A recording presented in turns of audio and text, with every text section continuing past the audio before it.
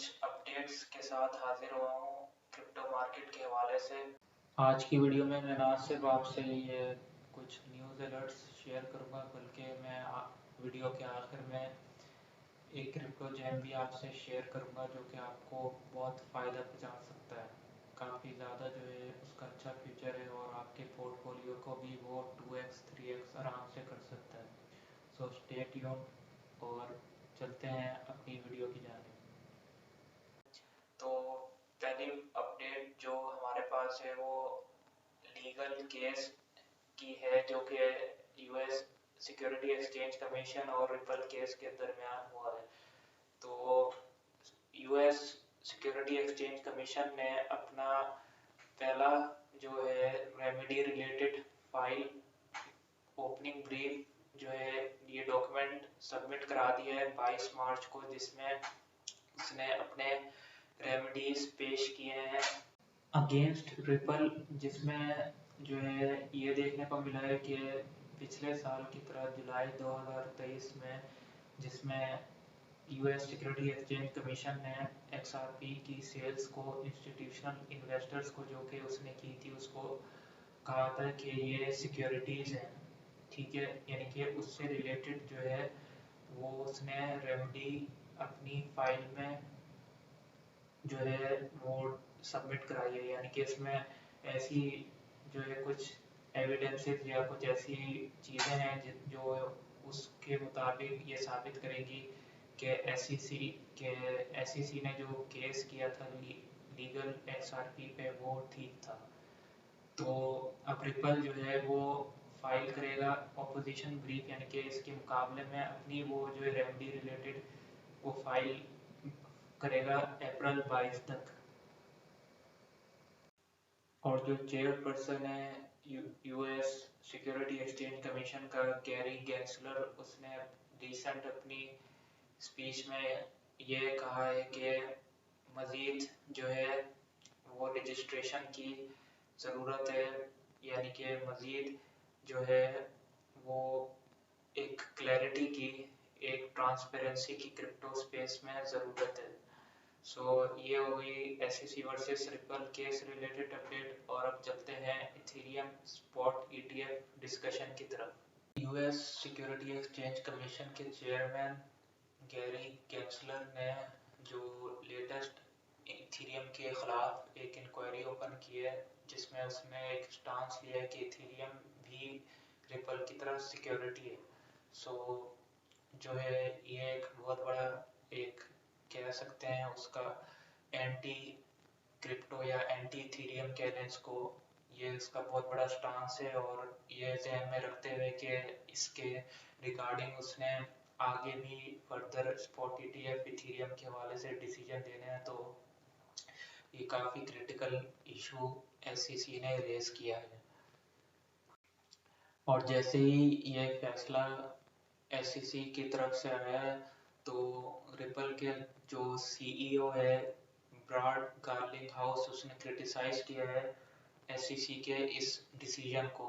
यानी कि वो कहता है कि जो यूएस एसईसी है वो दूसरे इंटरनेशनल ऑर्गेनाइजेशन की तरह, रेगुलेटर्स की तरह काम नहीं कर रहा जो कि इसको करना चाहिए। उसका ये मानना है कि इसमें क्लियर डिक्लेरेशन की कमी है एसईसी की तरफ से इथेरियम के स्टेटस को, वो यानी कि बगैर जाने हुए समझे हुए रिसर्च किए बगैर जो है उसको खिलाफ जो है इसने कार्रवाई ओपन कर ली, ठीक है। तो इसका मतलब जो काफ़ी एक यानी कि बैकलैश आया है क्रिप्टो कम्युनिटी की तरफ से एसईसी के अगेंस्ट। और कॉइनबेस के लीगल चीफ ऑफिसर की तरफ से कमेंट्स पास किए गए थे पॉल ग्रेवल, जो कि कॉइनबेस का लीगल चीफ ऑफिसर है, उसकी तरफ से। तो जब उसके ये कमेंट्स आए तो फिर रिपल के सीईओ ने उसके रिस्पॉन्स में ये कमेंट्स पास किए थे, ठीक है, जिसका ये मानना है कि कॉइनबेस के चीफ लीगल ऑफिसर का कि जो इथेरियम है वो कॉमोडिटी है और इन्वेस्टर को उसने कहा है कि आप वेट करें जब तक कि US SEC Ethereum exchange traded products में कोई क्लियर फैसला नहीं दे देता और हर किस्म की जो है मिस इन्फॉर्मेशन को जो कि सोशल मीडिया पे इथेरियम के अगेंस्ट फैलाई जा रही है उसको अवॉइड करें। पॉल ग्रेवाल का ये मानना है कि इथेरियम एक कमोडिटी तस्लीम किया हुआ है ऑलरेडी फेडरल कोर्ट्स और यूएस सीएफटीसी से, यानी कि जो कि कमोडिटी फ्यूचर्स ट्रेडिंग कमीशन एक इदारा है यूएस गवर्नमेंट का, उसकी जानिब से ये इथेरियम कमोडिटी तस्लीम किया हुआ है ऑलरेडी। सो उसको मद्देनजर रखते हुए ये जो एसईसी ने इंक्वायरी ओपन की है इथेरियम के अगेंस्ट, उसका ये मानना है कि ये बहुत एक मतलब इररेलेवेंट जो है उसने स्टांस लिया है एसईसी ने इथेरियम के अगेंस्ट, और कह रहा है उसका मानना है कि इथेरियम का जो क्रिप्टो इकोसिस्टम में इतना ज़्यादा इन्फ्लुएंस है, इतनी ज़्यादा उसकी पॉपुलैरिटी बढ़ गई है उसके लॉन्च होने के बाद के मिलियंस ऑफ अमेरिकन उसको होल्ड करके बैठे हुए हैं अभी तक। और इंटरनेट प्रोटोकॉल के हवाले से एक बहुत बड़ी डेवलपमेंट सामने आई है, वो ये है कि इसके डेवलपर्स ने पहला smart contract AI smart contract अपनी आईसीपी की ब्लॉकचेन पर सक्सेसफुली लॉन्च कर दिया है, जिसकी वजह से प्राइस काफ़ी इसकी पंप कर रही है। और इस लेटेस्ट डेवलपमेंट को सामने रखते हुए ये पहली ब्लॉकचेन बन गई है जिसने पहली मर्तबा एआई स्मार्ट कॉन्ट्रैक्ट की डिमॉन्स्ट्रेशन अपनी ब्लॉकचेन में की है। सो एक काफ़ी बड़ी डेवलपमेंट इंटरनेट प्रोटोकॉल के हवाले से सामने आई है। इस लेटेस्ट डेवलपमेंट के बाद आईसीपी के मिशन और फीचर्स कुछ यूँ हैं कि इंट्रोडक्शन इसका जो हुआ है एआई स्मार्ट कॉन्ट्रैक्ट का इसकी ब्लॉकचेन पे, उसका ये मकसद है कि पावरफुल जो बड़े लैंग्वेज मॉडल्स हैं उनको स्मार्ट कॉन्ट्रैक्ट्स के तौर पर रन किया जाएगा, ठीक है। एक तो इसका ये मकसद है, और दूसरा इसका ये मकसद है कि जो एआई मॉडल है वो टेम्पर प्रूफ होगा, अनस्टॉपेबल और ऑप्शनली ऑटोनोमस होगा, जिसकी वजह से जो है उसकी ब्लॉकचेन की सिक्योरिटी और रिलायबिलिटी उसके स्मार्ट कॉन्ट्रैक्ट्स की उसके ब्लॉकचेन पे मज़ीद बढ़ जाएगी। इस फीचर का जो करंट स्टेटस है और जो फ्यूचर प्लान्स है वो भी मैं आपके साथ डिस्कस करता हूँ। अच्छा, जो इंटरनेट कंप्यूटर एआई के जो कोड्स हैं ना वो अभी अवेलेबल नहीं किए गए, लेकिन जल्द एक्सेसिबल कर दिए जाएंगे मुस्तकबिल में। और जो एआई मॉडल है जो कि इसकी डीफिनिटी आईसीपी टेस्टनेट पर जो रन करेगा, उसका ये मकसद होगा कि वो जो कोड होंगे ना एआई वो पब्लिकली पहुंचाए जाएंगे इन फ्यूचर, ठीक है। इसका ये एक मकसद होगा। और जो फ्यूचर डेवलपमेंट्स हैं उसमें जो है इंटरफेरेंस इंजन को ऑप्टिमाइज किया जाएगा अच्छी स्पीड और एफिशिएंसी के लिए, और जो कि फीचर्स हैं जैसे कि सिंगल इंस्ट्रक्शन और मल्टीपल डेटा SIMD इंस्ट्रक्शंस उसको भी जो इम्प्लीमेंट किया जाएगा ताकि सिस्टम की इम्प्रूवमेंट और बेहतर की जा सके। इसके जो असरात और जो इसका पोटेंशियल है ये इसके भी मैं आपसे कुछ पॉइंट्स शेयर करता हूँ, जो कि ये जो रिसेंट डेवलपमेंट सामने आई है आईसीपी की तरफ से कि जो उसने एआई स्मार्ट कॉन्ट्रैक्ट अपनी ब्लॉकचेन पे सक्सेसफुली डिमॉन्स्ट्रेट किया है, उससे ये जाहिर होता है कि आईसीपी एक बहुत जो है एडवांस किस्म की जो चीज़ें हैं वो अपनी ब्लॉकचेन पे करने को तैयार है। जैसे कि एआई का सेक्टर तो ऑलरेडी बहुत ज़्यादा बूम कर रहा है और उसी को जो है वो अडॉप्ट करने के लिए उसने पहला स्टेप जो है वो परफॉर्म कर दिया है, जिसकी वजह से ये सामने नज़र हमें दिखता है कि एआई जैसा जो सेक्टर है, एआई जैसा एक मॉडल है, उसको जो है वो अपनाने के तौर पे एक एडवांसमेंट के लिए इसकी जो पोटेंशियल इम्प्लीकेशंस है, यानी कि जो इसके ब्लॉकचेन पे इसकी प्राइस पे इसके फ्यूचर जो एस्पेक्ट्स हैं जो उन पर असरअंदाज हो गए, वो ये है कि इसकी रीसेंट डेवलपमेंट को मद्देनज़र रखते हुए ये हम कह सकते हैं कि एआई स्मार्ट कॉन्ट्रैक्ट जो कि आईसीपी ने अपनी ब्लॉकचेन पे सक्सेसफुली डिमॉन्स्ट्रेट किया है, तो उसको अकॉर्डिंगली ये काफ़ी बड़ी जो उनकी तरफ से एक साइन आया है कि हम एआई जैसी टेक्नोलॉजी को मज़ीद जो है एडॉप्ट करके और मज़ीद इस तरह की नई इनोवेटिव चीज़ें करके अपने ब्लॉकचेन को मज़ीद बेहतर करेंगे। एआई चूँकि ऑलरेडी एक बूमिंग सेक्टर है, ब्लॉकचेन से हटके भी स्पोर्ट्स, हेल्थ, सिक्योरिटी में, एजुकेशन में बहुत अच्छा परफॉर्म कर रहा है।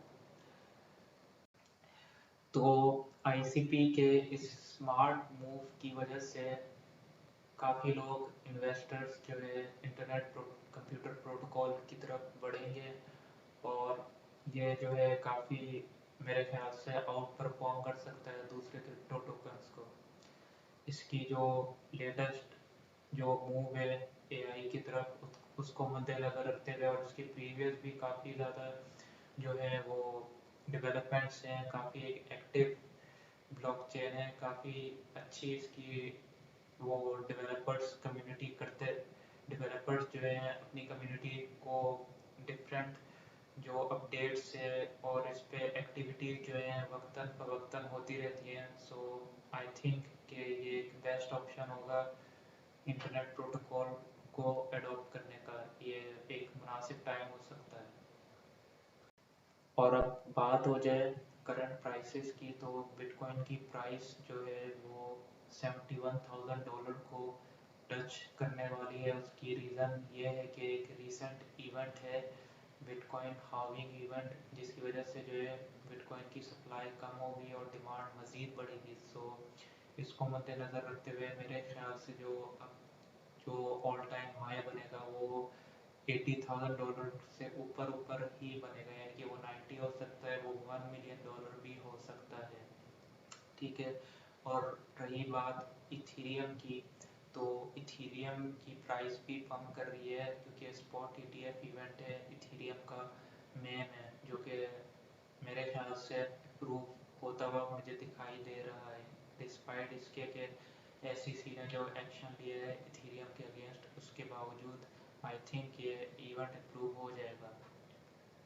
और इसकी इथीरियम में प्राइस पम्प की दूसरी रीज़न ये है कि जो इसमें डेवलपमेंट्स सामने आई थी कुछ पिछले दिनों में, जैसे डेल्टन अपग्रेड था, जिसकी वजह से जो है इथीरियम की गैस फीस है उसको काफ़ी ज़्यादा कट करके, मेरे ख्याल से 80 या 90% कट करके जो है वो यूज़र्स को अब वो गैस फीस चार्ज होगी। यानी कि पहले इतनी ज़्यादा वो करते थे, मेरे ख्याल से कुछ परसेंट जो ये चार्ज होगी, जो कि बहुत ज़्यादा माइनर फीस होगी। सो इस डेवलपमेंट की वजह से भी इथीरियम की प्राइस जो है पम्प कर रही है। और जो लेटेस्ट एसईसी का एक्शन था इथीरियम के अगेंस्ट, वो जो है उसका इफेक्ट नेग्लिजिबल होता हुआ नज़र आ रहा है। और आखिर में मैं आपसे एक जेम शेयर करता हूँ जो कि आप मुझे लेटर ऑन अपनी दुआओं में भी याद रखेंगे। मेरे इस जो है आपको बेनिफिट जो पहुँचेगा उसकी वजह से, ये CHR है, एक गेमिंग टोकन है। तो ये एआई से लेकर गेमिंग से लेकर रियल वर्ल्ड एसिड टोकनाइजेशन तक, ये सारी चीज़ें जो है अपनी ब्लॉकचेन पर होस्ट करने की कैपेसिटी और एबिलिटी रखता है। ठीक है। यानी कि जो भी लेटेस्ट कुछ भी डेवलपमेंट सामने आती है एआई या रियल वर्ल्ड एसेट की या गेमिंग की तरफ से, तो इसने ये ऐलान किया है कि हम जो है ये सारी चीज़ें अपनी ब्लॉकचेन पर होस्ट कर सकते हैं। सो जो डेवलपर्स होंगे वो इसकी ब्लॉकचेन को लाजमी अडॉप्ट करेंगे, जिसकी वजह से इसकी प्राइस मज़ीद फ्यूचर में पंप होगी। और ये तीनों सेक्टर्स एआई, गेमिंग और रियल वर्ल्ड एसेट टोकनाइजेशन, ये ऑलरेडी बहुत हॉट ट्रेंड में है। सो आप खुद ही अंदाज़ा लगा सकते हैं कि इसका कितना अच्छा फ्यूचर हो सकता है कि ये सारी चीज़ें ही, ये तीनों की तीनों जो मेन चीज़ें हैं वो अपनी ब्लॉकचेन पर होस्ट करने की एबिलिटी रखता है। सो इनकी तरफ से एक लेटेस्ट अनाउंसमेंट की थी कि ये बहुत जल्द अपनी ब्लॉकचेन को इस काबिल बना लेंगे कि हर चीज़ जो है इनकी ब्लॉकचेन पर वो होस्ट की जा सकती है। सो इस इसको आप लाजमी जो है अपने पोर्टफोलियो में ऐड करना, अपनी रिसर्च आपने खुद करनी है। सो ये थी मेरी आज की वीडियो। अगर आपको पसंद आई हो तो मेरी मोटिवेशन के लिए लाइक कर देना और चैनल को सब्सक्राइब करना ना भूलिएगा। मैं मिलता हूँ आपसे नेक्स्ट वीडियो में, तब तक के लिए अल्लाह हाफ़िज़।